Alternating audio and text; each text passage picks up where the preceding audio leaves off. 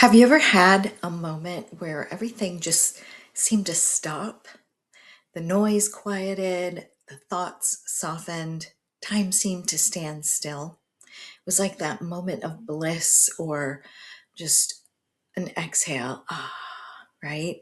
Like the moment after you've been craving that cookie all day and you finally take a bite and you're just like, or you've been obsessing over that new car and you finally get it and you sit down in the driver's seat and you turn the ignition on and you sit back and just, but that feeling, it doesn't seem to stay, right? It comes and goes. It's something that it's fleeting, right? So if you've been following along, we've been tracing these threads through the Yoga Sutras, this ancient wisdom that's been handed down about how to live a life that is intentional, a life that you can feel fulfilled and content and ultimately find happiness, right? So that's exactly what the Yoga Sutras are pointing to.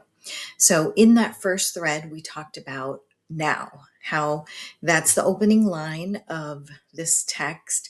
And that word now points to a moment, to a revelation or a rapture where we realize something. We recognize maybe patterns that aren't helpful. We recognize self-sabotaging behavior or something in our life that we know it just cannot persist. And that is the moment where yoga begins. That's where we're ready. It signifies that readiness to take on these teachings to create and transform your life into one that you love. So, the second thread that we discussed talked about what yoga is. And yoga is the stilling of the fluctuations of the mind stuff, right? So, stilling the thoughts, those constant or the constant stream of thoughts that is running through your head, the stories that tell you who you are and who you aren't, the stories that maybe hold you back or maybe tell stories that aren't necessarily true. In this next thread, we're going to learn what happens when you actually are able to do this. So Yoga Sutra 1.3 states that then the seer abides in its own true nature.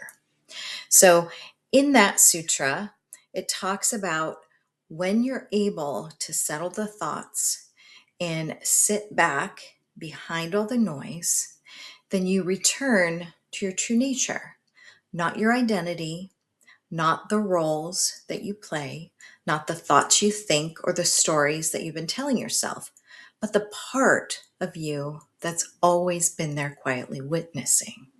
This isn't philosophical, it's experiential. You've already had glimpses of this within your life. It's kind of like when you're listening to your favorite song and you become so absorbed that you lose track of time and place. Or when you're engaged in something you love, like painting, writing, sewing, hiking, or even moving through a yoga practice, and you lose track of the world completely. In those moments, the mind's fluctuations settle, and what remains is awareness. For a long time, I didn't really understand that concept. It sounded abstract or even a little out there until I experienced it directly. So there was a moment in my life where everything became very still. Mental noise stopped, fear dissolved, and there was just awareness. No story, no identity, just presence. And that's where this sutra is pointing to. And here's the key: this isn't something that we create, it's not something that we have to chase or achieve. It's what remains when everything else quiets down. But most of the time, we're not rooted there. We've identified with the fluctuations or those thoughts, the judgments, the conditioning. So this becomes the practice. It's not becoming someone new, but remembering who we are underneath it all.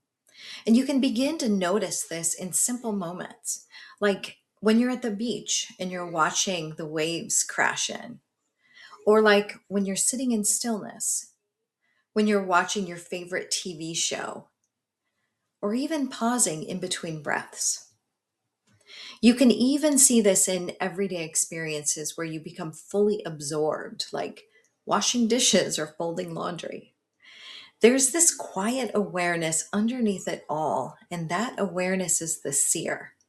That awareness is you. So I'll leave you with this. What would it feel like to trust that the peace or even the bliss that you're searching for isn't something you have to find or create or make, but it's something you simply return to again and again? If this tracks for you, I'd love to hear your experience in the comments.